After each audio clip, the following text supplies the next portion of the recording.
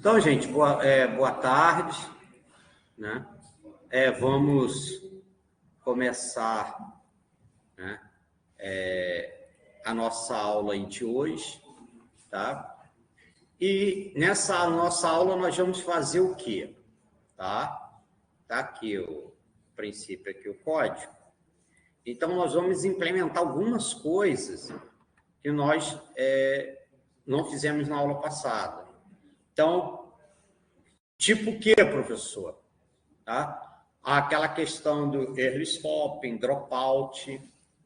Uma outra coisa interessante que está nessa solução, que ela guarda a melhor arquitetura e conjunto de peso, a melhor configuração que foi obtida durante o treinamento, que não tinha isso antes.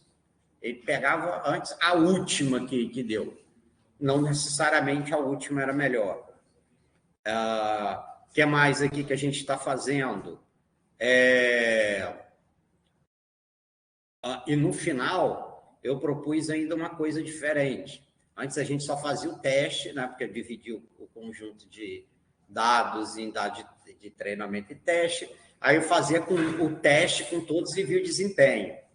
O que eu fiz agora no final é permitir que você, como usuário, entre com os dados que você quiser e ele te dá a resposta. Beleza? Tá? Então, vamos lá que eu vou explicar aqui o código.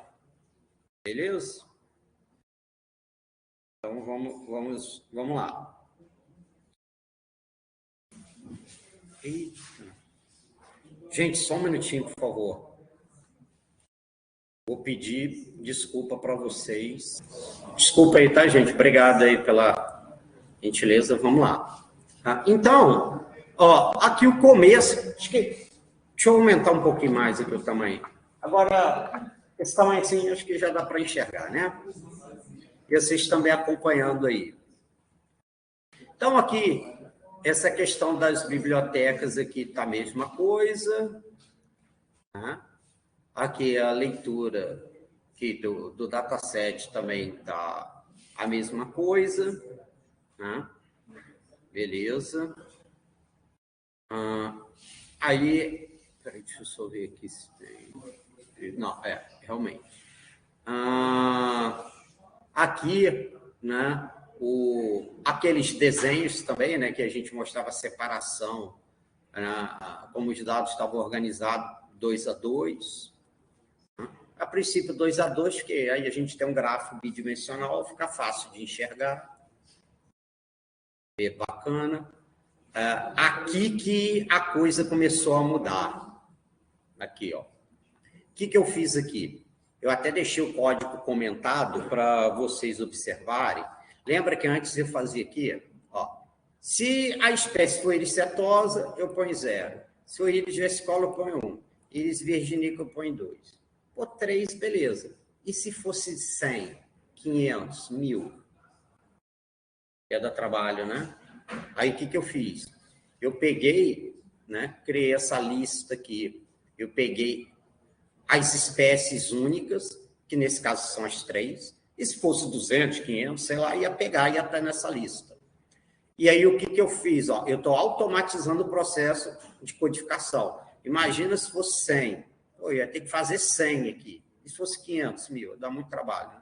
Então, esse espécies aqui, esse único, ele retorna o quê?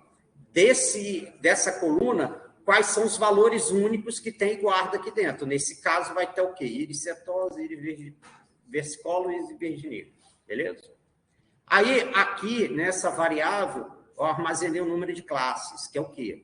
O número de classes, ela vai ser o quê? O número de neurônios da camada de saída. Então, ele já fica automatizado. Imagina se eu botasse mais uma espécie de planta.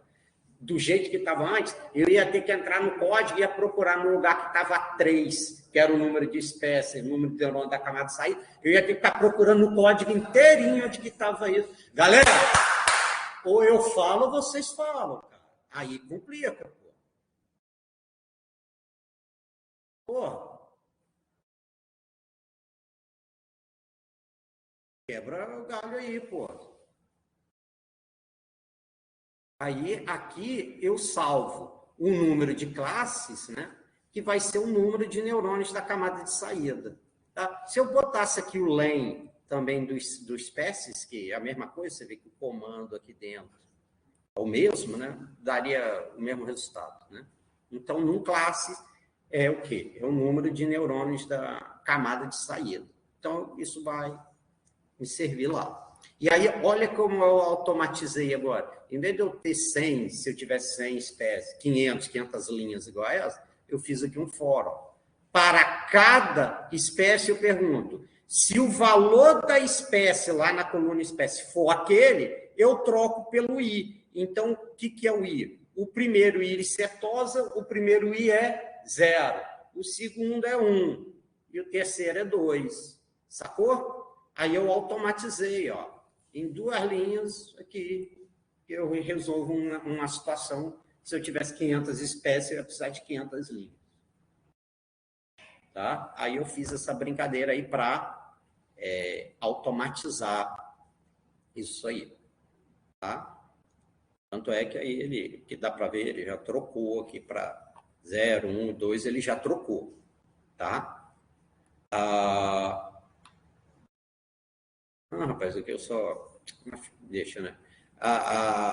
Aqui era para ficar entrada, eu botei entrada, foi mal. Mas esse número, num dados entrada, que era para ser certo, né? É o quê? Vai ser o número de neurônios da camada de entrada.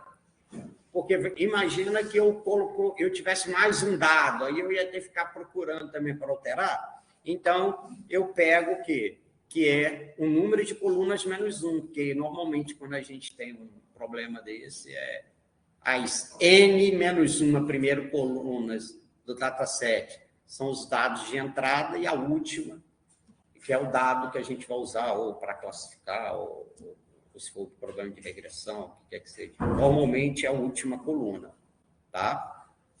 Tá ok? Aí você vê que eu já automatizo, que eu não preciso, antes era um número, né, que era 4, ele já pega automático, né? Aí eu já digo que as 4 primeiras colunas é o X, né, são os dados de entrada, e a última é o dado de saída. Beleza? Deixa eu até ir. Tá? Aí, o que mais? Ó? Aqui, ó. Agora eu fiz uma coisa interessante aqui, que é o seguinte, diferente da que a gente fez na aula passada, olha só, eu criei um normalizador aqui, para eu poder normalizar os dados, tá? Lembra aquela ideia de normalizar, eu vou botar entre 0 e 1. E qual é a moral da história? Esse que eu dei esse nome da variável que transforma, podia ser normalizador, sei lá, não importa o nome, eu vou guardar ele, essa informação, para eu poder usar ela lá na frente, tá? Quando eu quiser pegar dados meus que eu, como usuário, fornecer e ele poder ter a base certa de normalização. Por quê? Lembra aquela ideia que eu falei de normalização? Ele pega o quê? O valor menos o mínimo dividido pelo máximo pelo menos o mínimo. Beleza. Quando eu tenho o dataset inteiro. Se eu tenho só um dado que eu vou fornecer, qual é a base que ele vai ter de máximo e mínimo? De um dado só. Aí não vai ficar legal. Então, eu tenho que salvar qual foi o normalizador que eu usei no meu dataset para eu poder usar nesses novos dados que eu, como usuário, posso criar. Tá?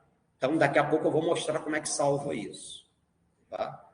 Então, aqui eu criei e eu vou guardar depois esse transforma. Ele normalizou, tá vendo? Eu mostrei só alguns, para ver que ficou entre 0 e 1. Aquela questão da criação do dataset de treinamento, de teste e treinamento, eu comentei isso tudo e usei, lembra aquele train test split, que é o quê? Split é divide. divide o quê? O meu dataset em conjunto de treinamento e teste. Tá? Então, eu tenho o X de treinamento e o X de teste, ou seja, entrada de treinamento, entrada de teste, saída de treinamento e saída de teste. Então, eu pego o quê? A minha entrada normalizada, a minha saída, e aqui eu estou dizendo que o meu conjunto de teste vai ser 20% do meu dataset todo. Tá? Então, 80% vai ficar para treinamento e 20% vai estar para teste. E uma coisa que é interessante, que se você for buscar na explicação desse método aí, tá? Dessa função, o que é? Ela, por padrão, ele pega os dados, tá? Por exemplo, igual você viu que no dataset ele está na ordem, né? Primeiro os 50 íris cetose, depois 50 íris versicolo e 50 íris virginica. O padrão dele é que quando ele pega esses dados, ele automaticamente ele já embaralha isso aí, tá? Ele já tem um shuffle aí. Aí o padrão dele é true. Se você não quiser que embaralhe, aí você tem que especificar para esse shuffle, né, que é embaralhar falso. Tá bom? O padrão dele é true. Então, ele já, quando ele pega, ele já embaralha os dados. Por que que é importante isso? Ter esse embaralhamento? Como os dados estão indo na sequência, olha o problema que ia dar, porque ele ia pegar 80% de 150, não, 95? Acho que é, né? 90, 95. Ou seja, ele ia pegar todos os íris cetosa, todos os íris virginica, ia pegar um pouquinho da íris virginica e os íris versicolo. Então, ia ter classe que não ia aparecer no dado do teste. Então, é melhor quando ele embaralha, que aí a probabilidade de ter alguém de cada uma dessas classes aumenta, né? Tá legal? Tá? Seria a mesma coisa, você tem um deck de cartas. Tem ouros, paus, valetes, Se você não embaralhar e fala assim, eu quero pegar as 30 primeiras. Pô, sei lá, as 10 primeiras. Então, a chance de você pegar um monte só da mesma, né, classe de carta é grande demais. Você não embaralhou. Sacou? Agora, se você embaralhar, aí você tem chance de pegar um de ouros, ou de paus, ou de espada, concorda? De copas e por aí vai. Se embaralhou, tá? Então, ele embaralha automaticamente para mim. Aí disse, ó, deu 120 para treinamento e 30 para teste. Tá vendo? Então, falou? Nesse caso, se ele pegasse na ordem, ele ia pegar 30, que era só daquela última classe, que é a íris versicolo. Não ia ter nenhuma das outras duas classes, se ele pegasse na sequência. Que é 50, 50, 50, né? Se ele pegasse as 30 últimas para teste, ia ter uma única classe só. Sacou? Esse teste ia ser meio vagabundo, né?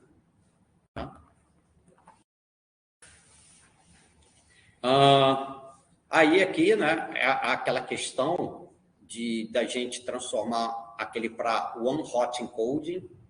Aí, mais uma vez, lembrando, a gente, a princípio, tem 3 classes. Então,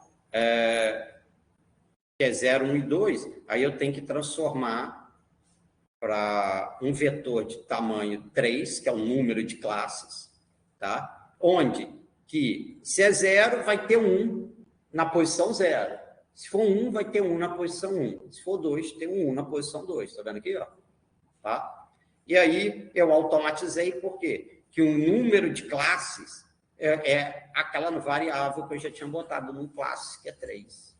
Sacou? Aí eu não preciso ficar, igual eu falei anteriormente, caçando. Onde que, se eu mudasse, por exemplo, o número de classe, eu não precisava ficar procurando no meu código, onde que eu altero.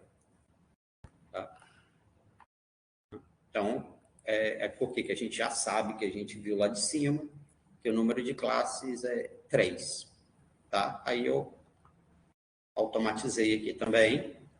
Tá? Aqui, as bibliotecas, né, para poder montar a arquitetura da rede neural. E aqui onde que está a diferença? Olha só. Eu adicionei, ó, criei uma camada de dropout com probabilidade 0,3, né? Então, ou seja, 30% dos neurônios daquela camada, a cada iteração ele vai desconsiderar. Lembra quando eu expliquei na aula passada?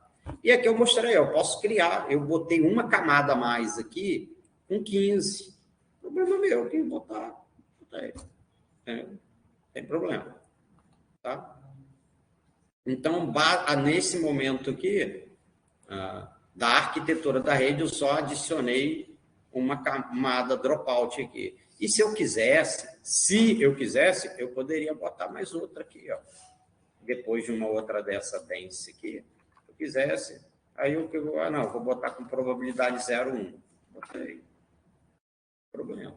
O único lugar que não vai dar ROC é se eu quisesse botar um dropout depois da última. Então, você vê, que eu mudei aqui também, ó. O número, input DIN, ou seja, dimensão de entrada. É num dados entrada, que a gente sabe que é 4, que ele já tinha determinado. E o número de neurônios na camada de saída, num classes. O que eu não posso botar um dropout é depois da última, né? Olha o nome que fala, camada de saída. Como é que eu vou desconsiderar alguma coisa depois da saída? Não rola, né? Tá? Aí ia dar erro, ia dar problema. Mas antes pode. Tá? Eu não vou botar dropout antes da entrada, nem vou botar dropout depois da saída. Não tem lógica, né? Tá? Não tem lógica. Beleza? Tá? Então, só para mostrar que pode fazer. Vou deixar como estava antes, só para vocês verem. Aí ele até mostra, ó, que ele tem a camada aqui de dropout, né? E a outra 15, com 15 neurônios que eu tinha criado aqui. Né? Bom, agora que vem outras coisas diferentes. Aí o tal do early stopping e esse model checkpoint. Tá? Então, o que isso aí faz? Tá? Aqui no early stopping, tá? Uma das questões é que a paciência, eu botei 10, né? Então, para vocês lembrarem, tá? Que a paciência é o quê? Eu vou contar quantas iterações o meu código teve sem melhora da medida que eu estou levando em consideração. Então, tá vendo? Ele está botando aqui monitor. O que eu vou monitorar? Val loss, tá? Valor de perda. Então, eu quero, se é perda, eu quero minimizar, né? Alguém quer maximizar a perda. Ninguém é louco, né? Alguém quer aumentar o que vai perder? Eu quero minimizar o que eu vou perder, né? Certo? Aí, verbose para mostrar, por passo a passo, a paciência, que é 10, e aqui restore best weights, ou seja, ele restaura, recupera os melhores pesos, e o min delta é o mínimo que ele considera para que a diferença nesse valor de um para o outro para considerar ser melhora. Se for menor do que isso, ele não considera. Tá? Ok? Ele não considera. Tá? E o outro aqui, o model checkpoint, ele salva o modelo, salva o melhor modelo durante a validação com a melhor, no caso aqui seria o melhor val loss, né?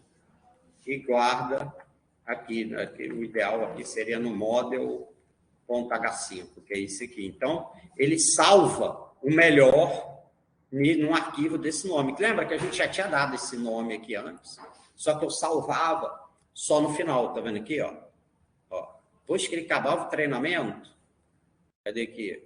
Deixa eu achar aqui onde foi que era antes. Acho que era aqui embaixo que tinha uns. Aqui, ó, model save. Ele só salvava depois que terminava o treinamento. Mas agora não tem mais lógica eu salvar no final se eu já estou salvando o melhor, né, que é detectado durante o fator de treinamento. Eu não guardo só a última. Eu guardo realmente a melhor que ocorreu durante o treinamento. Tá? Que mais aqui? E a mesma coisa, eu vou monitorar o val loss, vou minimizar e verbose sim, e salva somente o melhor. Ó, save batch only true. Só salva o melhor. Eu quero... Para que eu vou? Não quero saber de dados intermediários. Nesse caso, é óbvio, se dependendo do trabalho que você estiver fazendo de pesquisa, aí tu pode querer salvar configurações intermediárias para ir vendo. Eu estou fazendo um estudo como que, por exemplo, esse meu algoritmo de otimização influencia no treinamento. Aí eu quero saber como é que isso vai ocorrendo durante. Aí, tudo bem, mas no nosso caso aqui não, eu quero só o melhor mesmo. Tá? E aí, onde que eu altero que é brincadeira? Tá? Aonde que está aqui a função que faz o treinamento no modelo, eu simplesmente adicionei isso aqui, ó, callbacks ESMC, que é Early Stop, e o Model Checkpoint, que eu já tinha definido aqui em cima, ESMC, tá vendo? Tá? Eu só ponho aqui no finalzinho, aqui, ó, callbacks, e eu especifico o Early Stop e o Model Checkpoint. Aí, na hora que roda, ele vai, quer ver, ó, ele vai até te falando aqui, ó, o val loss melhorou, que se a primeira rodada ele era de infinito, né, para 1.09. Depois, ó, ele melhorou de 1.09, 1.08, 1.08, tá? Cadê aqui? Peraí. Ó, para 1.086, para 1.08. Depois ele melhorou de 1.08 para 1.07. Pô, tá vendo? Ele vai minimizando. Aí o que acontece? Vai chegar uma hora que ele não melhora mais. Quer ver? Ó, deixa eu achar aqui. Mas quer ver? Ó, vai chegar uma hora que... quer ver? Ó, aqui ainda foi melhorando. E melhorou. Vai chegar uma hora aqui que ele não vai até o 200. Deixa eu achar uma hora aqui que ele para de melhorar, tá vendo? Já está no 0,2130, 0,1990. Ó, val loss did not improve, tá vendo? Não melhorou. Entendeu? Aí aqui melhorou. Então vai chegar uma hora que ele vai ficar fazendo. Aí se ele acontecer isso, o val loss did not improve 10 vezes que é a minha paciência, aí ele para. Tá? Tá vendo? Ó, uma... não, aqui melhorou. Mas chega uma hora, porque como eu botei 200 iterações, tem uma hora aqui que ele não melhora mais, não. Tanto é que ele aciona o early stopping aqui, quer ver? Só para mostrar para vocês. Early stopping. Então, se eu dei paciência a 10 e ele está no 123, então foi a partir da 113 que ele não melhorou mais, né? Vamos ver aqui, ó. Aqui, ó. Tá vendo? Ó, ele ficou, ó, not improve, tá vendo? Aí ele melhorou aqui, ó, improved. Daqui para cá ele não melhorou mais. Ó, a última que ele melhorou foi a 113, ó. Val loss improved, melhorou. Aí did not improved, aí ele parou na 123, porque nenhum mais melhorou. Eu botei minha paciência 10. Foi? E era para ir até 200. Por quê? Ó, aqui, ó. Ele rodou até 123 de 200. Apesar de eu ter botado 200 épocas, o early stopping foi ativado, dado que eu botei paciência 10. Aí é que tá, né? E se eu botasse 20? Se eu botasse 30? Será que ele ia parar nas próximas 30? Vai que nesse 20 a mais que eu dou, ele consegue melhorar. Como é que eu vou saber? Só testando, meu. Não tem outro jeito. Tá? Não tem como adivinhar. Tá? Pegaram aí até agora? Estão conseguindo acompanhar? Tá? Bom.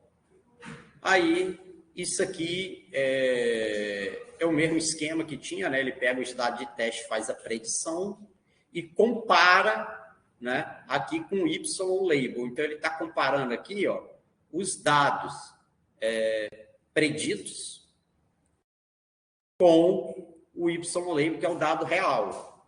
E aí, aqui, por exemplo, ele está vendo a acurácia.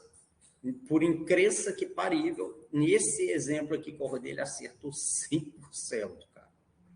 Ele acertou tudo, tá? Então, ele pegou os dados lá de teste e acertou tudo. E o legal é que o dado de teste aqui é variado.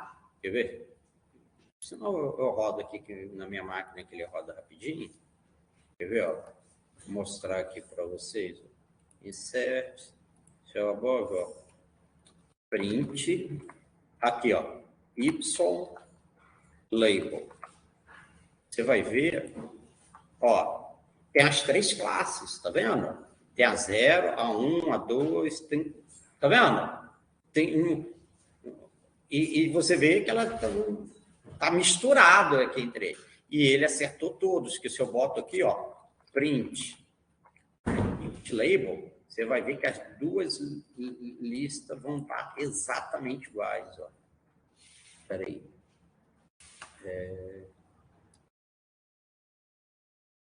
Deixa eu ver se...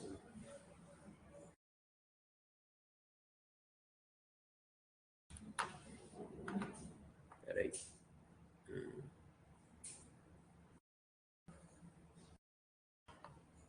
Deixa eu ver aqui.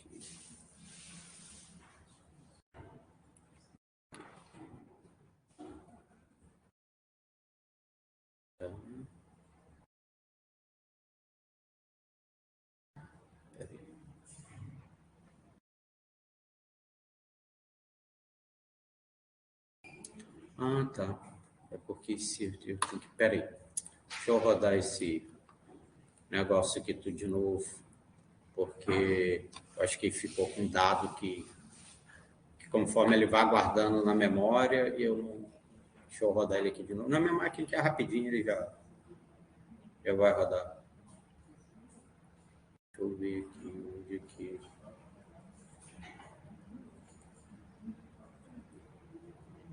Peraí, o que foi que ele está reclamando aqui? Ué? Ele não achou o íris tanto? Por quê?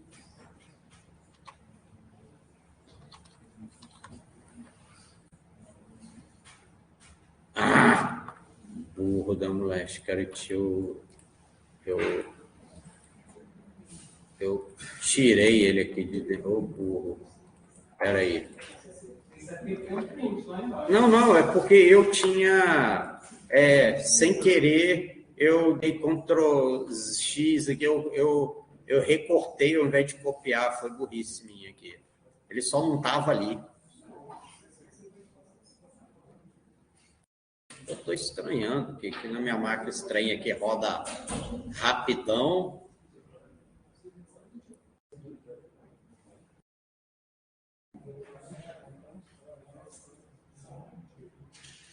Espera aí, rapidinho. Aí, já...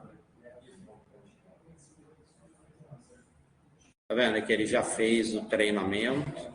Ó, nessa rodada aqui, vamos ver até onde que ele foi. Que eu rodei de novo, né? Ó, nesse caso ele fez o early stopping, ó, com 122. Foi gravou um a menos. Aqui, como eu rodei de novo, e aí, como eu não botei a semente do gerador de números aleatórios fixos, a cada vez que eu crio um modelo do zero, ele inicializa os pesos com números aleatórios diferentes, e a semente é diferente. Aí, tanto é que naquela ele usou 123, aqui 122. E que você vê aqui o val loss dele aqui, ó, foi um pouquinho também, o melhor foi um pouco diferente do outro. Aqui foi muito bom, professor, só foi 104. Né? Porque como depende do...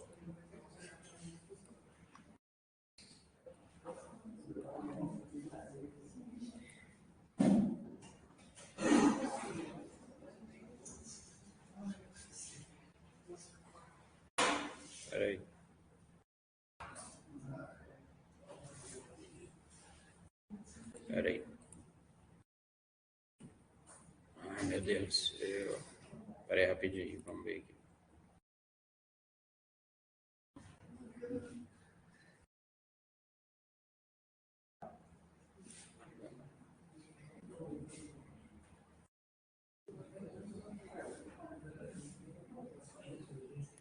Aqui, ó. Tá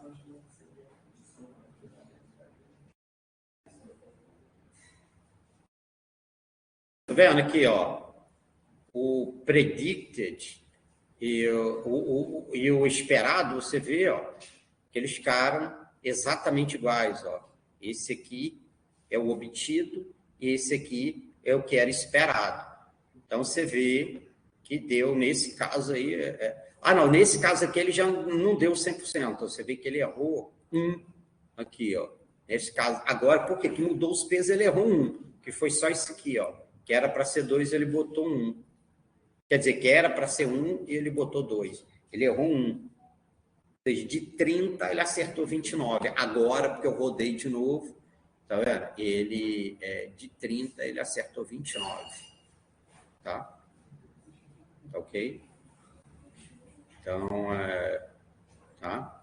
Tá vendo? Era isso aqui que eu estava querendo mostrar para você. Lembra aquele Y label e predict label, tá vendo? Nesse caso aqui, ele errou 1. Né? Isso aqui está parecendo aqueles bichinhos. Aí, tá vendo aqui, ó? Era para ser 1 e ele mudou. Em 29, ele errou 1. Aí a taxa de acerto dele, 96,66. Aí aqui aquele gráfico, igual já estava, nesse caso que eu não mudei nada, agora que mudou. Ó, eu comentei o model save, porque como eu já tinha falado para vocês, lá já salva, tá? Tanto é que se a gente for olhar aqui, ó, o model H5, ó, rodei agora, ó, 15, 13. Tá vendo? Foi esse o último que eu rodou agorinha, tá? Aí, aqui, eu crio um arquivo nesse formato pickle, que eu vou salvar aquele transformer, que é o que ele para fazer a normalização. Tá vendo aqui, ó?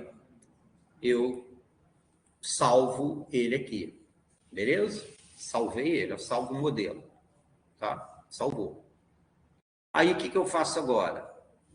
Aqui eu estou mostrando para vocês que eu posso fazer o seguinte, o modelo, aquele melhor que tinha salvado no treinamento, eu carrego, e aqui eu estou load, eu estou carregando daquele modelo íris que eu tinha salvado aqui, aquele transformer, tá vendo? Eu salvei ele aqui, dump, joguei lá para o arquivo, e aqui eu estou carregando ele de volta, tá? Aí aqui mostra a arquitetura da rede, para ver que é exatamente igual àquela que estava antes. E aí ela carrega, obviamente, com um conjunto de pesos ótimo que foi gerado. Ótimo, é o melhor criado durante o treinamento. Isso aqui já tinha, que era o quê? Fazendo o teste com todos os dados, esse aqui a gente já tinha visto, já dava, só para confirmar que dava exatamente o mesmo valor. Aí, aqui é que o trem fica diferente. Leitura dos dados pelo usuário. Tá? Aí, o que eu fiz? Aqui nessa variável, nessa lista aqui, colunas, eu salvei as colunas lá do dataset, tá? Que é o quê? Aqueles nomezinhos, aquela sepal length, sepal width, petal length, petal width, aquele lá. Aí eu fiz aqui, faz true. Enquanto faz, eu faço o quê depois aqui para não fazer mais? Eu pergunto, continua. Input, digite S se deseja continuar e N para não. Aí o cara digita. Aí eu transformo para minúsculo. Se for igual a N, eu faço faz igual a false. Ele continua enquanto faz é true. Aí ele sai do loop. Se eu botar N, ele vaza. E aí aqui eu faço o quê?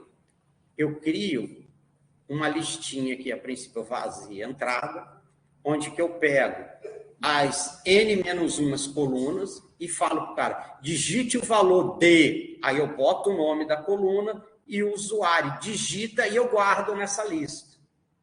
Tá vendo? Igual aqui, ó.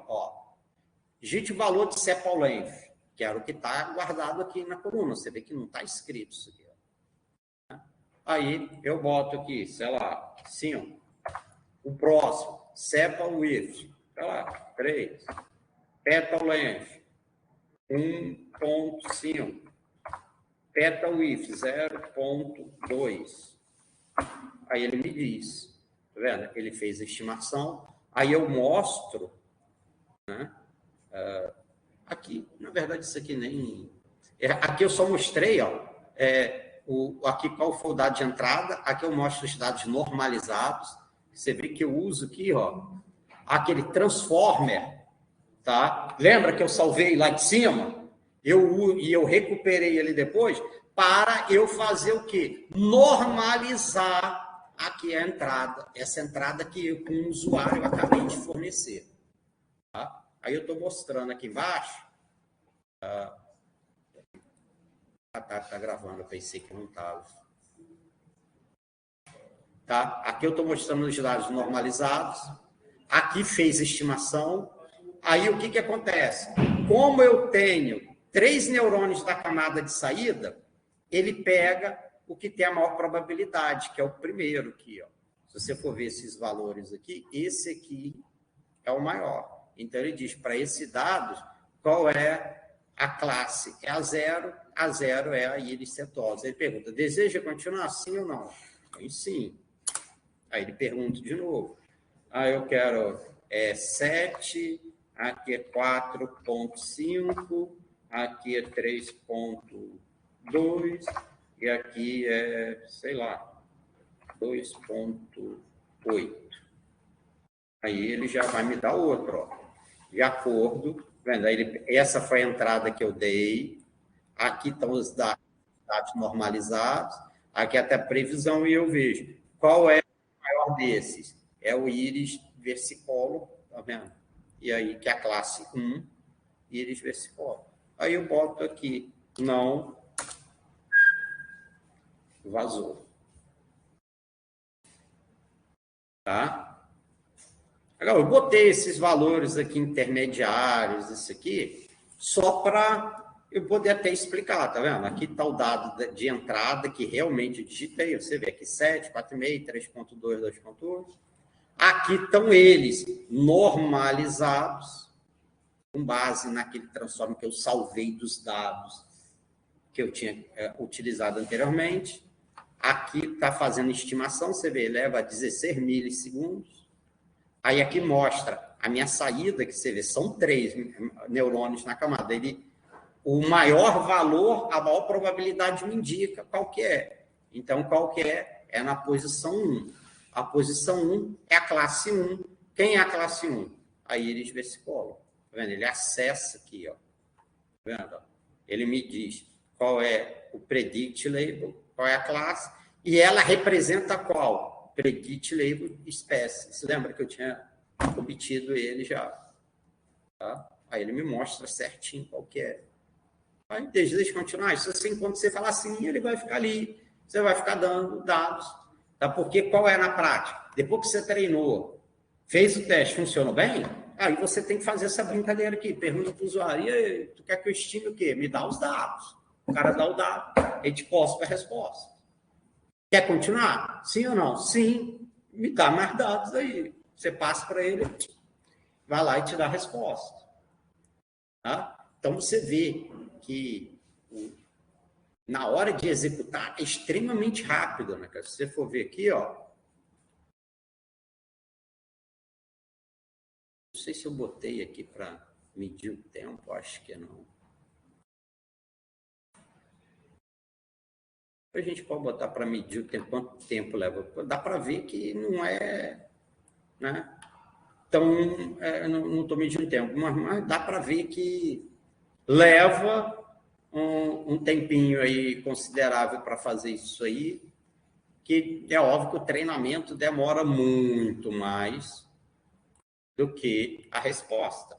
Um exemplo claro é igual eu falei aqui do chat GPT, né? Para você ver.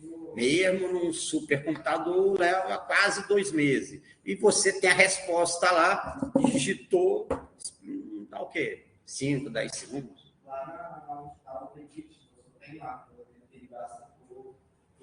Ah, tá. Ah, não, eu tá falando do treinamento. Ah, é que o treinamento leva muito mais. Aí o que eu tô falando, você vê, o chat GPT leva para 2 meses para treinar, mas na hora que você digita alguma coisa lá, quanto tempo que ele leva para te dar a resposta? Alguns segundos? Então, é de muita diferença você levar para 2 meses num supercomputador e ter a resposta em alguns segundos, para você ver. Para treinar é que demora, para aprender que demora. Tanto é que nós mesmos, quando você tem o júnior, você tem o sênior e tem o expert mesmo. É o quê? Isso é baseado no know-how, no aprendizado. O aprendizado leva tempo. Meu. O problema é que muita gente hoje em dia é enganada, achar que é igual Matrix, né? Pronto, aprendi tudo, já sei tudo. Não, meu irmão, tem que ter bundinha na cadeira mesmo, tem que estudar para aprender as coisas. Você não pega experiência, feeling, know-how. Ah, olhando lá de pum, já sei tudo, manjo tudo, já sei todas as possibilidades, já sei tudo. Só se for um trem extremamente, ridiculamente simples, né? Aí pode ser.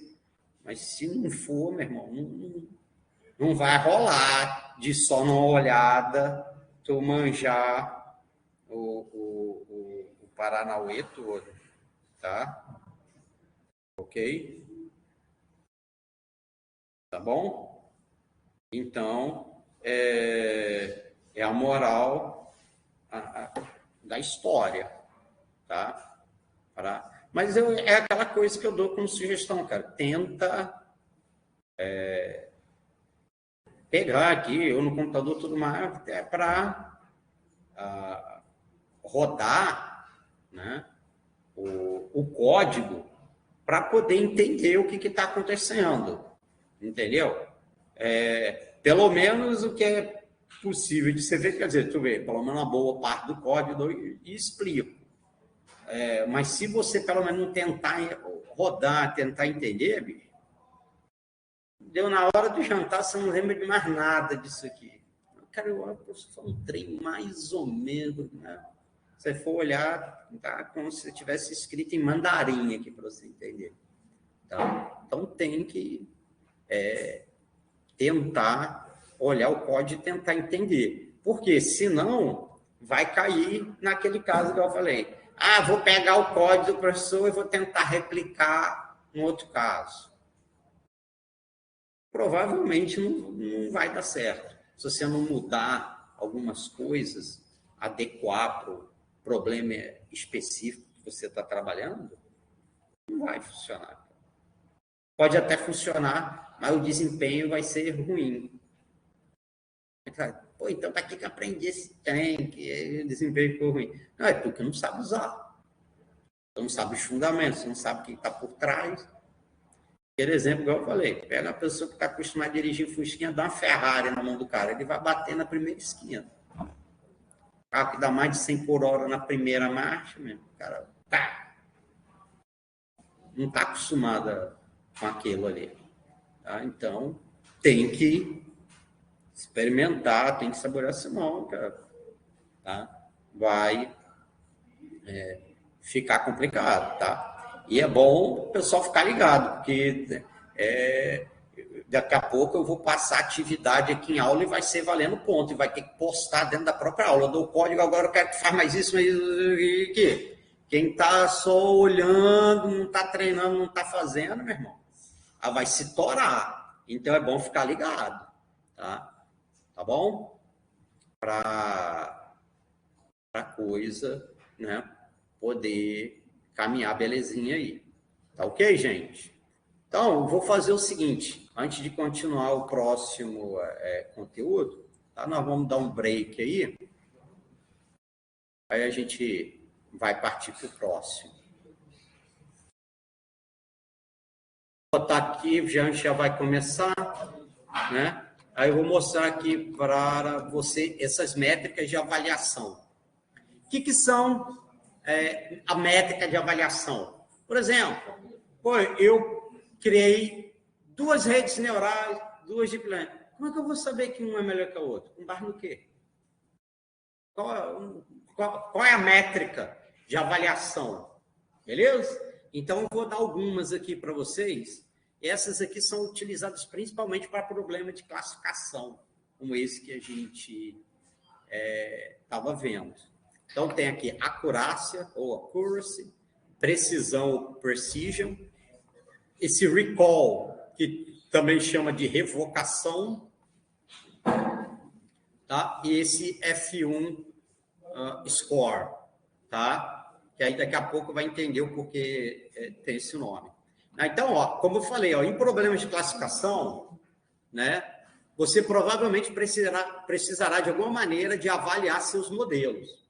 Pô, como é que eu vou saber? Ah, eu botei tantas camadas intermediárias, ou eu botei 1 ou 2 dropouts, sei lá, tal taxa, aí eu criei um outro modelo, aí botei mais um dropout, ou menos um, mudei a taxa, botei mais neurônio, menos neurônio, mudei a taxa de aprendizado. Como é que eu vou saber qual que é melhor que a outra? Como é que eu vou saber? Então, tem que ter essas métricas para poder avaliar, tá? Então, em uma rápida pesquisa é possível encontrar algumas métricas para avaliar. No entanto, como saber quais e quando usá-las? Então, a princípio, eu estou mostrando para modelo de classificação, porque é o que a gente trabalhou até agora, tá? Então, uma coisa que tem chama matriz de confusão. O que é essa matriz de confusão? Então, para entender melhor cada métrica, primeiro é necessário entender alguns conceitos. Então, como o próprio nome diz, confusão é o quê? É quando você diz que é uma coisa, mas na real ela é outra. Então, você se confundiu. Certo? Então, quer dizer o quê? Quando, nessa matriz de confusão, ele vai mostrar o quê? Onde que ele se confundiu e onde que ele acertou. Normalmente, é o quê? Na diagonal principal, então está aqui. Real sim, detectado sim, verdadeiro positivo. É o que diz que é e é. Verdadeiro negativo. O que disse que não é e não é. Igual aquele caso, tem Covid e não tem Covid. Esse verdadeiro negativo eu digo que ele não tem Covid e realmente ele não tem. O que é o verdadeiro positivo? Eu digo que ele tem Covid e ele tem. O que é o falso negativo? Eu digo que ele não tem, mas ele tem. Tá? E o que é o falso positivo? Eu digo que ele tem Covid, mas na verdade ele não tem. Acho que falando assim fica mais fácil de entender, né? Tá? O que é falso positivo, o que é falso negativo. Que eu acho que o verdadeiro positivo, o verdadeiro negativo é mais fácil de entender, né? O negativo, eu digo que não tem e ele realmente não tem. Falso verdadeiro positivo. Eu digo que ele tem e realmente ele tem. Falso negativo. Eu digo que ele não tem, mas ele tem. Tu não tem Covid, não, mas tem. Isso. E o falso positivo, eu digo, tu tem Covid, mas tu não tem. Tá? Esse é o falso positivo. Tá? Então, o que está fora da diagonal principal é que a confusão. Beleza? Pegaram a ideia? Tá? Não importa, aqui está uma 2x2, não importa, pode ser 10x10. O que está na diagonal principal é o que acertou, que é e é mesmo, e o que está fora da diagonal principal são as confusões.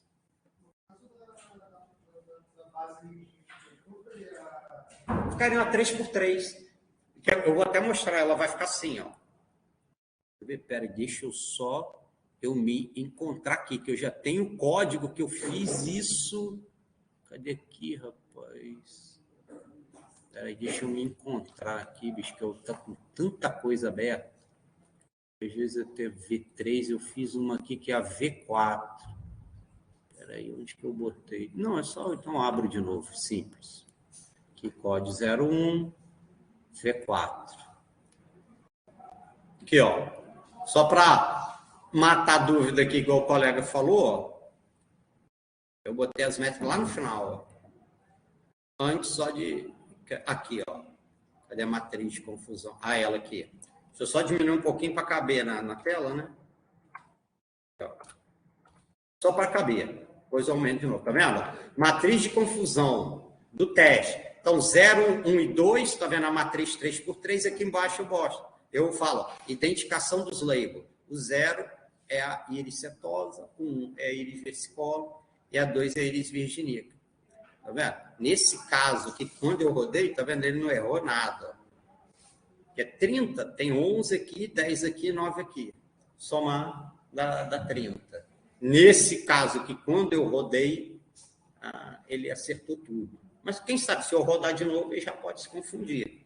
Então, eu estou mostrando a matriz de confusão que o colega perguntou quando não for só 2x2, tá? No caso, esse da íris, que é 3x3.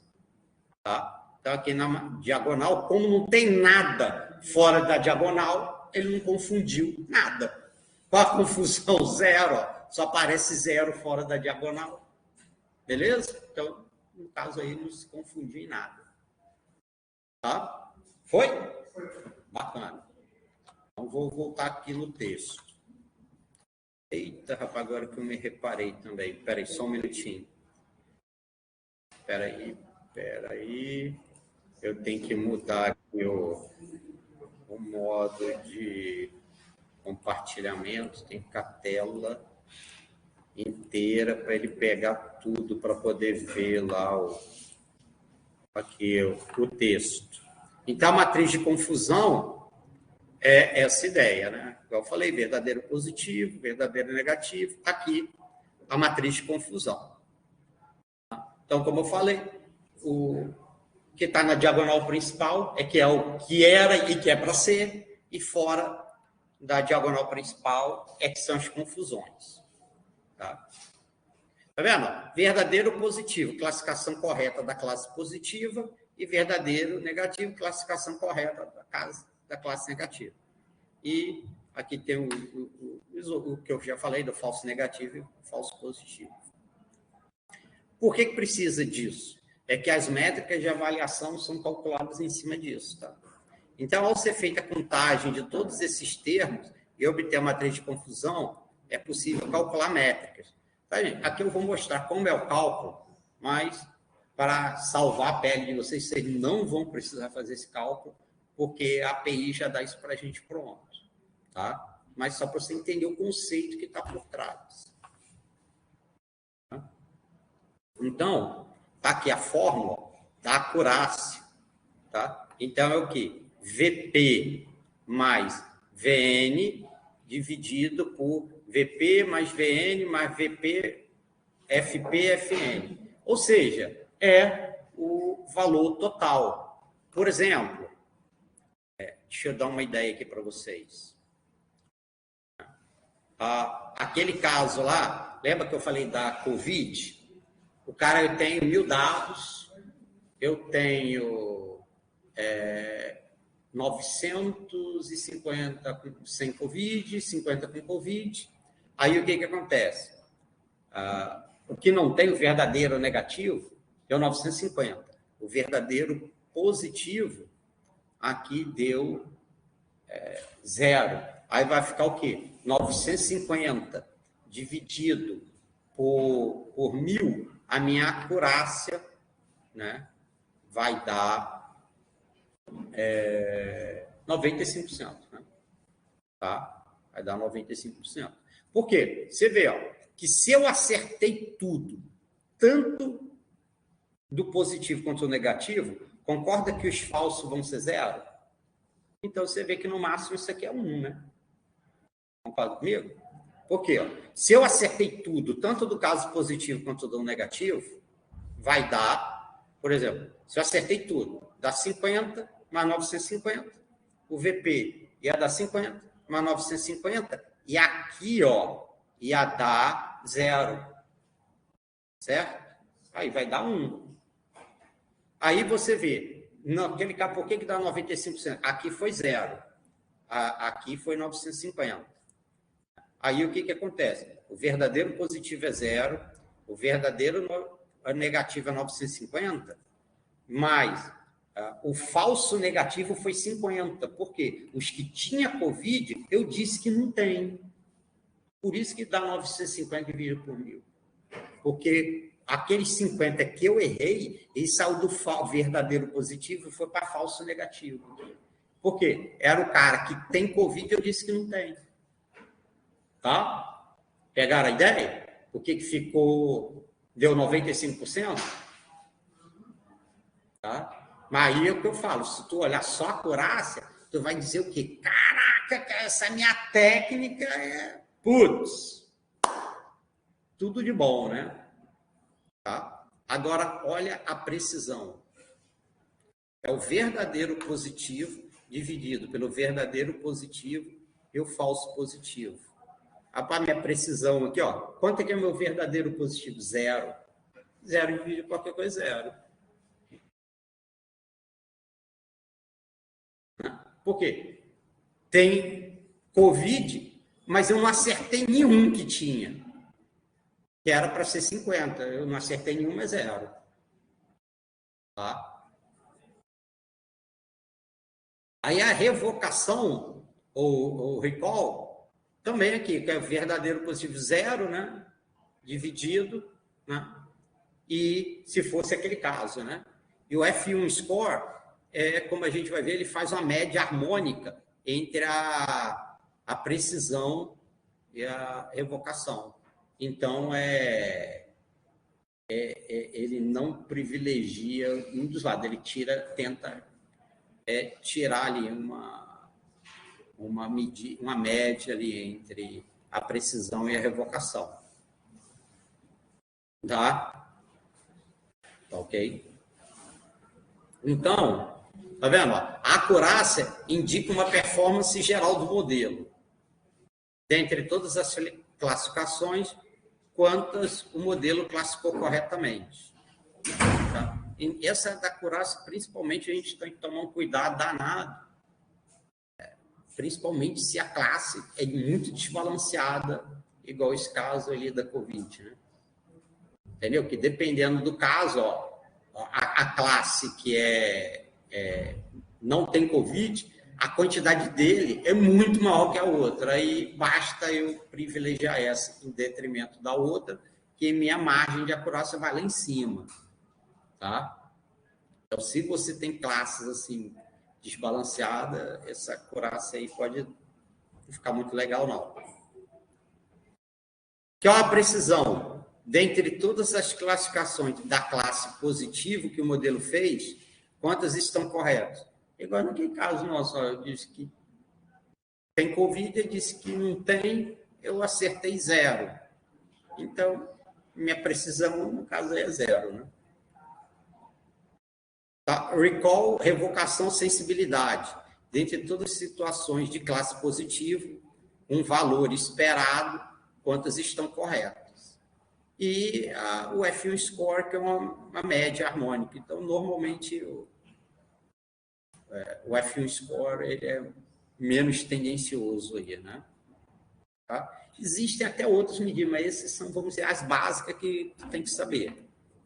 Então, quando usar cada uma?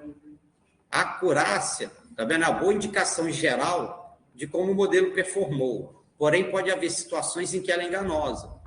Por exemplo, na criação de modelo de identificação de fraude em cartão de crédito, o número de casos considerado como fraude pode ser bem pequeno em relação ao número de casos legais. É a mesma coisa. Tem fraude? Tem. Porra, mas é muito menor do que os casos legítimos. Tá? É um outro caso. Para aí colocar uma situação em números, uma situação hipotética, 280 mil casos legais e só 2 mil casos fraudulentos. Pô, 2.280 mil, tá? É 100 vezes menos, né? Tá? Então, se você classifica tudo como legal, tá vendo? Você tem a acurácia de 99,3%. Porra, mas o que adianta? Eu tenho uma acurácia fera, 99,3%. Mas só que eu deixo passar todos os casos de fraude, eu deixo passar. Essa porcaria adianta do quê? Nada. É lixo purinho, é o puro extrato do lixo, isso aí. Tá? Porque o meu principal caso é descobrir quando tem fraude. Entendeu?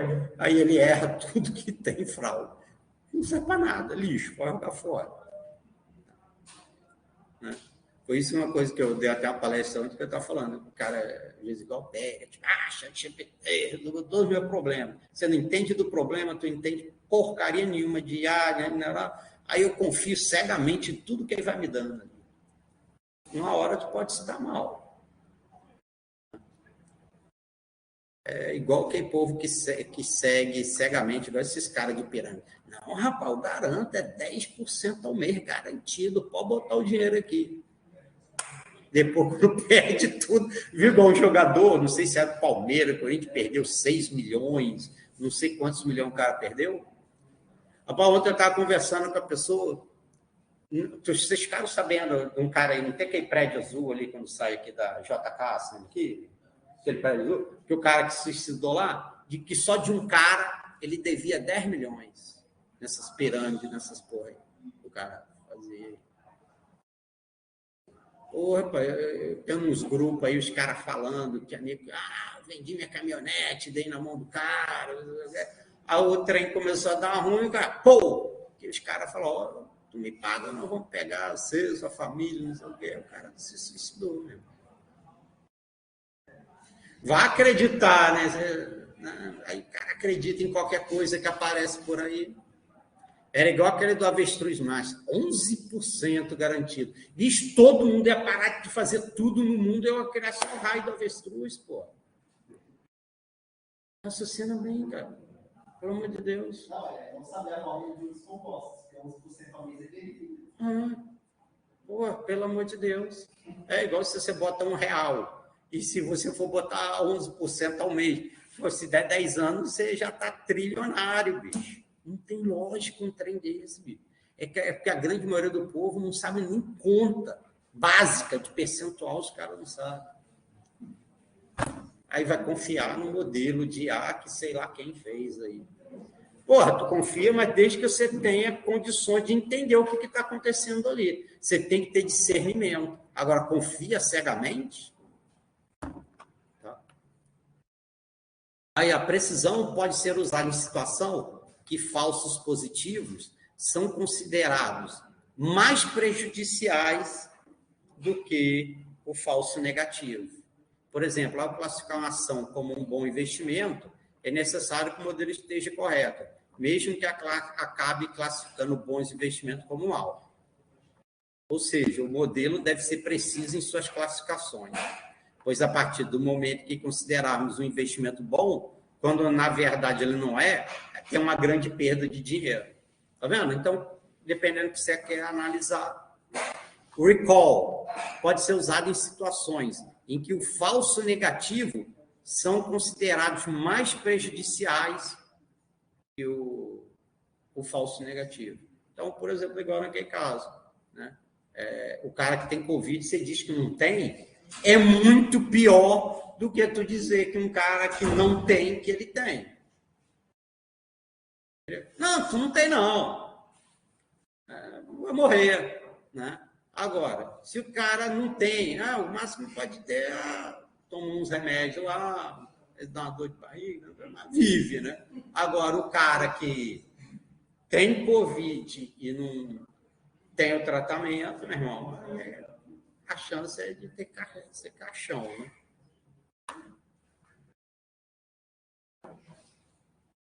Tá vendo? É que ele fala aqui, por exemplo, o modelo deve, de qualquer maneira, encontrar todos os pacientes doentes, mesmo que classifique alguns saudáveis como doentes.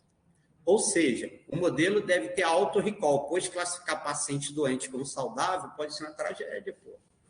O cara tem problema cardíaco, tem uma porra, não, bro, tu não tem nada não, tá de boa. Como é que é paracetamol, qual é o outro? O pessoal receita aqui nos hospitais. É o paracetamol, como é que é? Outro, de pirona e aquele outro, aquela que é gotinha. Pô, cara, teve um colega que até falou que eu esqueci o nome agora. E o F1 Score é simplesmente uma maneira de observar somente uma métrica ao invés de duas. Precisão e recall. Em alguma situação. É uma média harmônica entre as duas que está muito mais próxima dos menores valores que uma média aritmética simples. Ou seja, quando se tem um F1 score baixo é indicativo de que a precisão ou o recall estão baixos. Então, a ideia é essa, você tem que fazer uma análise aí para ver o que melhor se adequa. Então, ó, quando a gente olha aqui, ó, olha só que top aqui no código, eu alterei, né? Então, eu só uso essa biblioteca aqui adicional, e aí eu uso o quê? Ó? Classification Report. Aí eu dou Predict Label, o Y Label, tá vendo? Que a gente já tinha aqui em cima. Nesse caso, quando eu rodei, tá vendo? O obtido e o predito são exatamente iguais. Então, deu 100%. Tá vendo? Tá? Eu vou tentar rodar aqui de novo para ver se dá diferente. E aí, como... se eu reduzir, aí provavelmente... entendeu? E aqui, para mostrar aquela matriz de confusão. Tá vendo? Eu crio ela aqui, tá vendo? Aqui mostra ela no formato texto, e é óbvio que fica bonito, é ver assim, né? Aí eu passo aqui, Confusion Matrix Display. Aí ela bota de jeito bonitinho aqui para mim. Tá? Quer ver? Deixa eu rodar aqui rapidinho, vamos ver se ela me dá um... Tá, gente? Daqui a pouco eu boto esse outro código e esse conteúdo, daqui a pouco eu boto lá no Ava também. Vamos ver se ele me dá alguma coisa aqui que... Aí tá treinando aqui, ó. Treinou já, tá vendo? Depois acaba de treinar, é rápido. Continuou aqui 0. Deixa eu fazer igual o colega falou. Eu vou mudar aqui o número de épocas aqui. Em vez de 200, eu vou botar só 20, tá? Não, aqui, ó. Não, eu boto aqui 20. Aí, não, será? Eu acho que não. Não, acho que não. Deixa eu ver. Não, eu acho que 20 dá. Vamos ver. Oh, meu Deus, tinha que vir aqui, restart. Vamos ver. Qualquer coisa você pode rodar sem treinar também, porque aí vai dar 100%. Agora eu acho que não. Vamos ver se... e agora ele errou pelo menos um aqui, ó.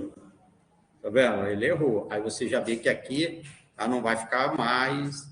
Aqui, ó, 100%. Ficou. Porque, tá vendo? Aqui no teste, ó, ele já errou... aqui ele errou um aqui, ó. Tá vendo? Esse caso aqui. Aí você vê que já não ficou 100%. Tá vendo? Tá? Só para mostrar para você que realmente, né, se errou alguma coisa, não vai ficar mais 100%. Né? Tá? Aqui, tá vendo? A medida aqui, ó. Precision Recall F1 Score. Tá? E aí você vê, você pode usar essa aqui, que é a Weighted Average, a média ponderada aqui. Tá? Que aqui ele dá em relação a cada uma das classes, que tem 3, né? Em cada uma, em relação em cada uma das 3, e aqui é ponderado para as 3. E aqui dá 1, 0,91 e 1, a média ponderada 0,97. Tá vendo? Aqui é a mesma coisa. Tá? Então, que calcula a média desses carinhas aqui. Tá? Então, aí como é que você vai? Pô, eu tenho eu fiz uma rede, deu 0,97, por exemplo, F1 Score. A outra deu 0,98. A outra deu 0,9. Qual que eu vou usar? Pô, aqui deu 0,98. Entendeu? Aí você pode olhar, baseado nessa ideia que eu falei do Precision e do Recall. Pô, por exemplo, igual falou, pô, no caso, é muito mais importante eu ver o caso. Igual, se o cara tem Covid, tem mesmo. Pô, se tem fraude, tem mesmo. É mais importante do que eu dizer, igual, por exemplo, um caso de um cartão. Quem que já não aconteceu aqui que teve que ligar lá? Fala, não, rapaz, sou eu mesmo, essa operação que eles dão uma bloqueadinha lá e você tem que ligar lá. Fala, não, por quê? Que se você me está fazendo a operação legítima, tu vai ter a cara de ligar no operador e falar, ô, desbloqueia aí, pô, sou eu mesmo. Sou eu também. Agora não, estou fazendo operação legal. Libera aí. Tu viu? Igual um idiota de um bandido que o cara é bandido, tá com ordem judicial de prisão, aí deu uma batida e ele ainda foi na delegacia reclamar que bateram no carro dele. Quando levantaram a ficha dele, o cara já nem saiu da delegacia. Porra, vai ser idiota assim lá no raio que o parta, meu irmão. Vai ser idiota. Um cara bandido com ordem judicial. Não, vou na delegacia reclamar que bateram. Porra, meu, os caras já nem saiu da delegacia, já ficou em cana lá mesmo. Entendeu? É um caso top desse, tá? Então, só para vocês verem. Aí você vê que, dependendo se isso realmente for muito importante, aí você vê, que você viu, de acordo com o que foi falado, cada medida, né, vê uma determinada situação. Tá? Então, você vê que, basicamente, daquele último código para esse, eu só adicionei esse aqui, tá? Que é para dar o relatório de classificação nos dados de teste e a matriz de confusão. Tá? Que dá para ver que realmente ele errou um 1. Tá? Tá ok?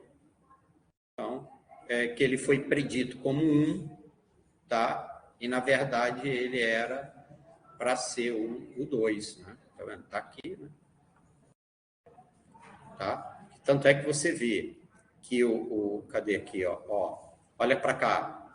O 2 é para ter 12. Você vê que no 2 só apareceu 11. Então, é porque errou o que era para ser 2, ele botou como 1. Beleza, galera?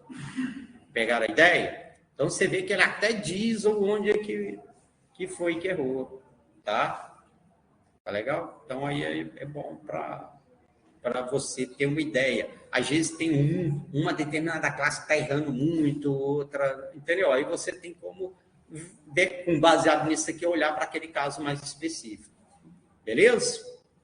Aí, gente, eu queria só ver aqui uma coisa com vocês. Deixa eu só perguntar aqui.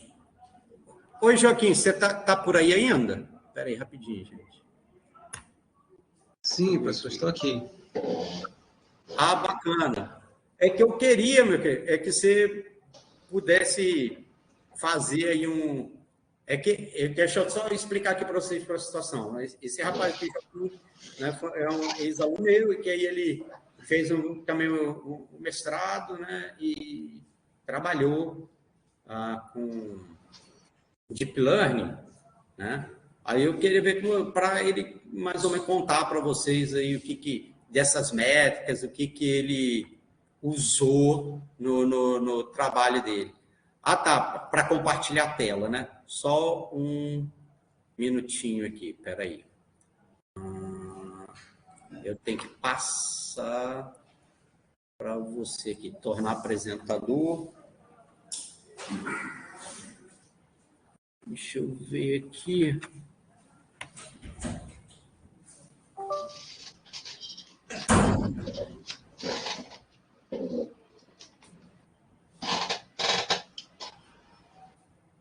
Mas eu acho que o único problema é que esse negócio o pessoal tirou. Pera aqui, só um minutinho. Aquela ligação aí que eu acho que tinha que ligar no rádio da caixinha. O PH tem que. Hã? Não consigo. Hã? Pô, em tese tá ali o Paulo aí, mas eu acho que tem que.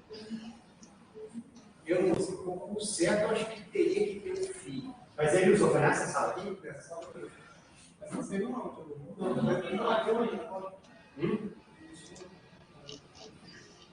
Não, o problema é que tinha que estar saindo, ter ligado o trem, que é na saída de aula. Tiraram o cabo aqui. Não, porque em tese, para passar para a caixinha, tem que estar ligado aqui, não. Onde está aqui a aula. Não foi que usaram essa caixinha? Usaram ontem de manhã. Mas será que tem uma caixinha aqui, mas que tem da coordenação, mas será que foi essa daqui? Eu acho que não. Eu acho que não foi solução. Eu acho que não foi essa daí, não. O problema é que ele está dando para enxergar o ar no fio. Deixa eu ver aqui. Não está dando para ver o fio ali. Fala aí alguma coisa aqui, Joaquim, só para ver se o som vai sair aqui. Oi, boa tarde. Ah, rapaz, tá saindo. Oh, glória a Deus. Então pode mandar bronca agora deu certo. Boa tarde, pessoal. Tudo bem com vocês? Então, o professor Marcelo falou, eu sou o professor Joaquim, sou do Instituto Federal de Tocantins e trabalho também com aprendizado profundo, né? Estou acompanhando aí a disciplina de vocês aí com o propósito de estar construindo com alguns de vocês alguma pesquisa, né, no futuro. Então, eu publiquei esse trabalho aqui sobre aprendizado profundo, onde eu apliquei uma técnica que foi desenvolvida por um autor chamado Almeida Neto, aqui do Brasil, no doutorado dele, onde ele, como o professor Marcelo apresentou para vocês, né, as redes neurais, quando você estagna no aprendizado, é como se você tem duas possibilidades. Ou você chegou à melhor solução possível para aquele problema, ou você estagnou num platô, né? Você estagnou em uma curva do problema, onde os seus hiperparâmetros não permitem que você saia daquele mínimo local, né? Então, o que acontece? Nós entendemos, no meu trabalho, que talvez existisse uma nova maneira de você não perder aquele aprendizado, porque hoje muita gente tem acesso a máquinas e hardwares muito robustos que permite que você faça, como o professor Marcelo falou, meu computador roda isso aqui rápido, né? Nem todo mundo tem a bala do professor Marcelo de comprar um computador desse. Então, a gente que trabalha com máquinas menos robustas, a gente tem um problema muito grande, porque a gente muda os hiperparâmetros e a gente vai esperar o treinamento. Então, por exemplo, a minha rede, ela demorava 8, 10 horas para fazer um treinamento. Então, esse treinamento ele era muito custoso, financeiramente falando, porque você tinha que deixar todo esse aparato ligado e você perdia aquele treinamento caso ele não fosse bem sucedido. Então, pensando nisso, eu bolei uma técnica para poder fugir de mínimos locais em um treinamento, para você ver se aquele treinamento ainda poderia ser aproveitado, né? Então, a gente usou na verdade, essa técnica já existia, só que ela era usada para outra coisa, né, era para fazer treinamento acumulativo, e eu usei ela, eu apresentei ela para que fosse utilizado para fugas de mínimos locais, né? Então, são múltiplas redes neurais autocoordenadas, o nome da técnica. Então, o que acontece? Nós atacamos o mesmo problema com várias redes neurais, a fim de que elas se ajudem para que o treinamento da rede anterior não seja perdido, né? Existe algo bem parecido na literatura, que seria o transfer learning, né? Que é você pegar uma rede já treinada e transferir o conhecimento dela para uma rede maior para que ela consiga aprender mais, né, sobre aquele problema. E aí, basicamente, a estrutura da minha rede seria essa: você pegaria uma rede já treinada e acrescentaria uma nova rede a ela, que seria uma rede auxiliar, que auxiliaria ela a sair daquele mínimo local. Ela poderia ser adicionada de maneira temporária ou de maneira permanente, dependendo do contexto do problema, né? Se você visse que a rede auxiliar ela auxiliou a solução do problema de forma definitiva, você deixaria ela lá. E aí, o que acontece? Eu mostrei o modelo matemático que foi utilizado, que basicamente é transformar a saída almejada apenas na diferença do que se espera alcançar ainda, ou seja, aquilo que a rede não conseguiu encontrar de diferença. Por exemplo, vocês usaram a função softmax aí, né? Então, ela vai fazer um arredondamento e pegar o valor maior e levar para 1. Né? Então, ela pegaria o maior valor e consideraria aquele valor como a saída da rede. Só que antes de você fazer essa conversão, a rede está dizendo que existe um exemplo, vamos dizer assim, vulgar, né? Seria que a rede está dizendo que existe 90% de probabilidade de ser aquela saída ali, quando ela dá 0,9. Né? Então, ela está com 10% de dúvida. Eu vou ajudar a rede a chegar a esses 10% de dúvida e aproximar a saída dela a 1. E aquela saída que é ruim, por exemplo, 20%, mas não é aquela saída, e está dizendo que existe 20%, eu vou diminuir 20% aquela probabilidade ali, trabalhando com a segunda rede, que seria mais ou menos isso. Não sei se está ficando claro.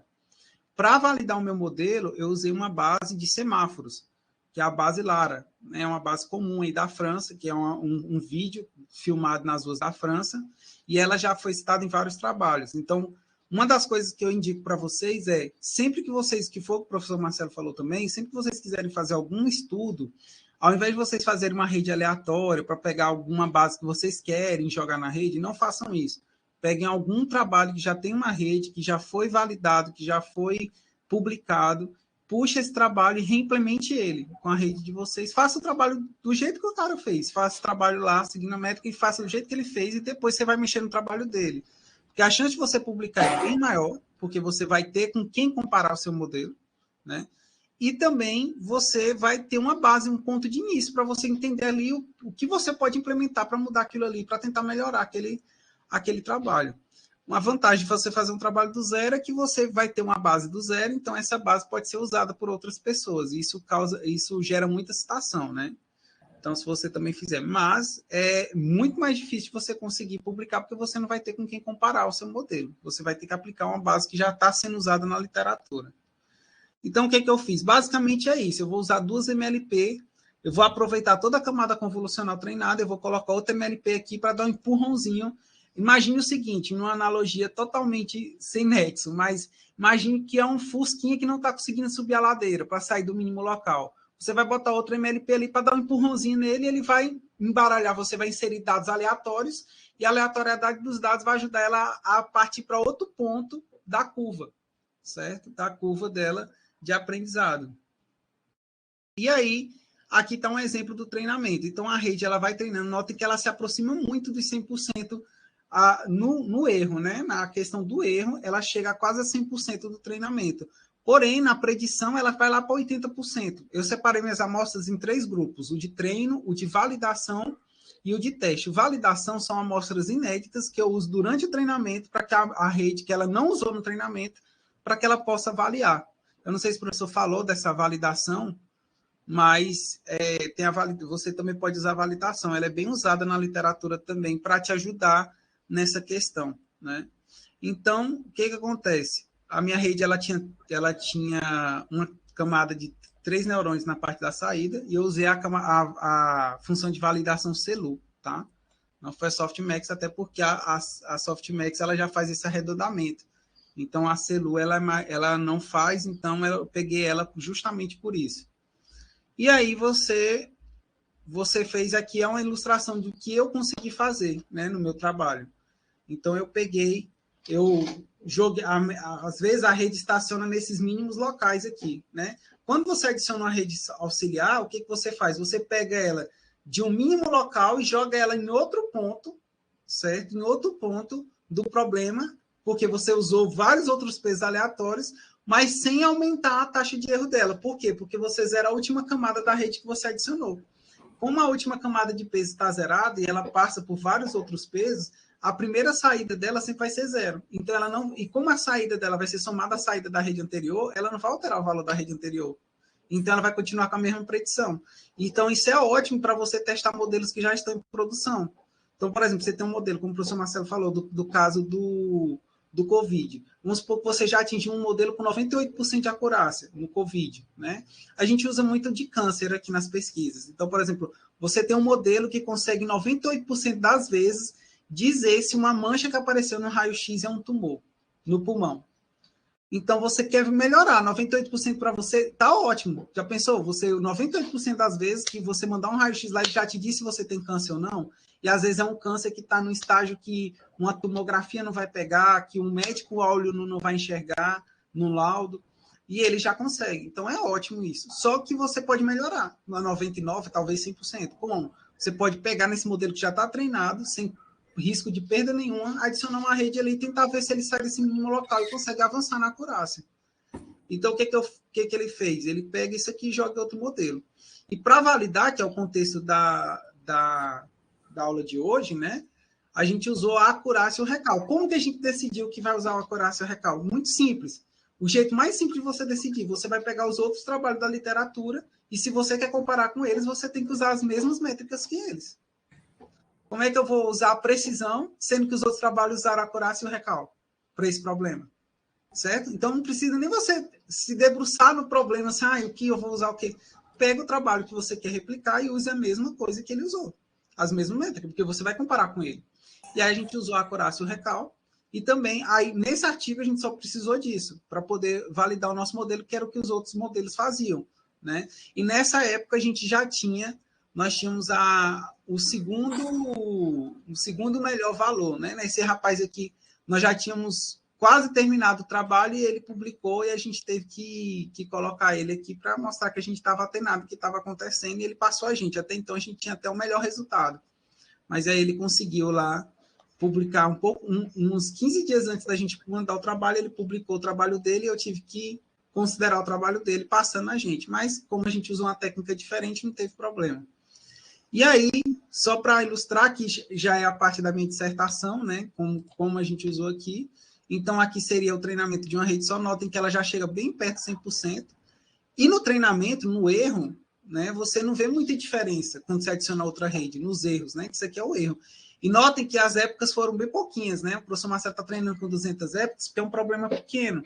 Quando é um problema muito grande, com muitas amostras, a gente divide em batches, né? Então, a cada tantas imagens, você vai atualizar os pesos. Aí, em uma época, você vai passar por mais de 1000 imagens. Então, em uma época, você já atualizou os pesos diversas vezes. No meu caso, salvo engano, era a cada 50 imagens atualizava o peso. Então, dava 20 atualizações dos pesos. Era como se fosse 20 épocas nesse treinamento aí que foi mostrado pelo professor Marcelo, a cada época do meu. Então, daria aproximadamente aí questão de 200 épocas também, né, no treinamento aqui, se for considerar apenas a atualização dos pesos. Então, a gente adicionar a rede auxiliar aqui, e depois de adicionar a rede auxiliar, a gente conseguiu esse resultado. Então, essa aqui é a matriz com a primeira rede, né? Treinou a primeira rede, foi uma VGG19, que é uma rede que já participou do desafio Imaginet, é uma rede conceituada, já bem usada em produção em vários códigos aí que usam classificação de imagens. Então, a gente pegou essa rede justamente porque é uma rede pequena, de fácil treinamento, e que a gente conseguiu replicar com o hardware que a gente tinha. Replicou o experimento, deu certo. Aí, agora, a gente foi mexer no experimento do cara para ver se a gente conseguia melhorar. E aí, a gente conseguiu. E aí, nessa primeira petição, a gente tinha 3 classes, né? Sem semáforos vermelhos e verdes. A gente ignorou semáforos amarelos, porque foram ignorados pelos outros trabalhos também, em virtude de nem todos os trabalhos utilizaram semáforo amarelo, e em virtude de vários outros semáforos, outros países não adotaram o semáforo amarelo também. Então, a gente tirou para seguir o que estava na literatura, né? E aí, a gente usando essa classificação, a gente conseguiu na primeira rede a acurácia de 84% e um recall de 84,35%, que mostra que a rede está bem em sintonia, porque como a acurácia e o recall estão perto, quer dizer que ela realmente está aprendendo. Ela não está perdida, não está chutando tudo, porque se ela chuta, como as amostras de sem semáforo são maiores, se ela chutasse tudo e sem semáforo, ela estaria acertando, né? Estaria acertando boa parte das amostras. E aí a matriz de confusão, depois da segunda rede adicionada, onde ela melhorou bastante a predição dela. Apesar do erro quase não ter mudado, você pensa assim, o erro não está descendo, então já não está aprendendo. Não. Às vezes o erro está estagnado, está mudando pouca coisa, mas ela está aprendendo, ela está sofisticando bastante, né? E aí o que aconteceu? Ela, com essa nova rede, ela conseguiu melhorar bastante a predição dela. Então, e aí a gente adotou a segunda rede como permanente. Então, essa rede nossa é uma VGG19 que usa 2 redes, a MLP na camada de saída para fazer a classificação. E elas classificam, cada uma classifica de um jeito, e a gente soma no final. Então, assim, quando vocês forem fazer alguma rede de classificação, eu recomendo que vocês sempre vejam isso. Porque, por exemplo, o pessoal tem a mania de pegar a bambambam, né? Geralmente, para classificação, o pessoal gosta muito da... Agora, se eu ver se eu vou lembrar o nome dela. Aí eu não me recordo o nome. O senhor lembra, professor? Qual que é aquela rede que o pessoal usa bastante agora? Tem, inclusive, saiu agora... Eu acho que foi da UFSCar, a classificação de baleias com ela. O pessoal está usando muito esses transformers, né? Não, mas não é essa, não. É uma que tem até uma parte obscura, assim, nas camadas dela. Eu não lembro qual que é. Eu vou tentar lembrar aqui. Então, mas na minha época ela estava na versão 2. Eu acho que agora ela está na versão 6. Eu não lembro o nome da rede. Pois é, aí o pessoal pega... Para reconhecimento de imagem, aquela Iolo? A Iolo. A Iolo. Obrigado. Pois é, a Iolo ela é bastante usada, mas a questão da Iolo é justamente essa questão do treinamento, porque ela é muito robusta, né? Então você vai precisar de um hardware adequado para treinar com ela. E aí você entra em outras questões que, às vezes, a gente que está nessa fase de academia ainda, graduação, a gente não tem acesso, né? A hardware mais específico, talvez várias placas de vídeo para fazer esses treinamentos. Então, a dica que eu dou para vocês é essa. Pega um trabalho atual, que use uma rede pequena para resolver um problema pequeno, uma abordagem nova, implementem, vê se vocês conseguem implementar aquele trabalho que foi proposto ali. Geralmente o cara bota os parâmetros que ele usou no treinamento, quais foram as configurações, alguns citam até a biblioteca, muitos compartilham até o código. Você pega o código do cara e aí você vai brincar em cima do código do cara. Isso para gerar um artigo é muito fácil, porque se você conseguir implementar qualquer outra coisa de outra pessoa que deu certo no trabalho desse cara, mudando alguma coisa ali, né? Claro que não é a mesma réplica, mas mudando e melhorando aquilo ali, pronto, você já tem um artigo pronto. Vocês querem fazer alguma pergunta? Ele perguntou se alguém quer. Joguei pelo que estão de boa, rapaz, mas ficou bem bacana mesmo. Deu para ver claramente entre a matriz de confusão anterior e essa. Nossa, a diferença realmente de desempenho foi gritante, né? Você vê que, principalmente, os elementos da diagonal principal aí, passou tudo de 90%, ficou top demais, cara. E a grande vantagem, né, a grande sacada disso aqui é porque é o seguinte, eu demorava 10 horas para treinar a VGG19, né? Aproximadamente 10 horas com o meu hardware. Comprei eu treinar um MLP dessa, eu demorava coisa de 15 minutos. Então, você vê a diferença. Então, eu consegui automatizar vários modelos da MLP para ela tentar até chegar a um modelo satisfatório. E aí, com uma rede grande, uma rede robusta, você também pode fazer esse tipo de coisa, né? E aí você pode treinar. Tem outras técnicas também, né? Tem o Transfer Learning, tem eu vi que o senhor citou a questão das redes concorrentes, né? Que é uma técnica que está sendo bem utilizada. Então, você pode usar essas técnicas também. As redes adversárias, né? A gente concorrentes, a gente traduz assim, né? As redes adversárias também são bem utilizadas aí nessas técnicas de treinamento. E são redes que são plausíveis, né? De você utilizar. Não são muito grandes, não são muito profundas e dá para treinar, né? Não, mas bacana.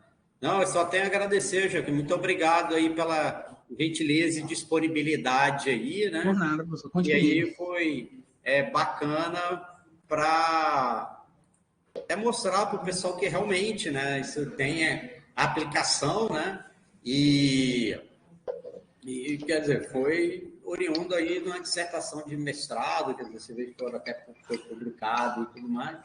E que foi usado numa base aí de teste que da literatura, que é usado no mundo inteiro. E mais uma coisa para mostrar que essas medidas, essas coisas, você vê, matriz de confusão, recall, precision, acurácia e tudo mais, que realmente é usado, não é só história da carochinha, né?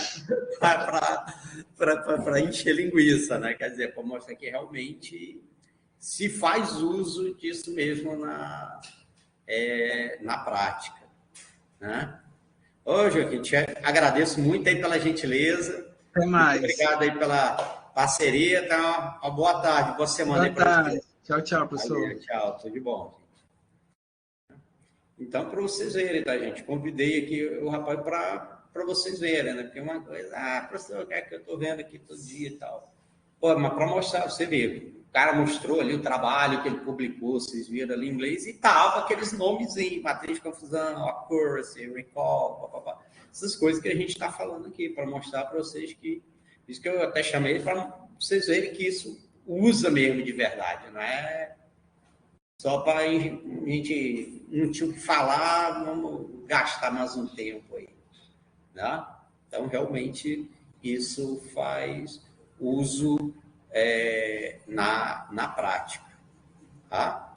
Então, por hoje, né, o nosso conteúdo fica por aqui, tá? Aí vamos fazer aí a chamada. Até parar aqui a gravação.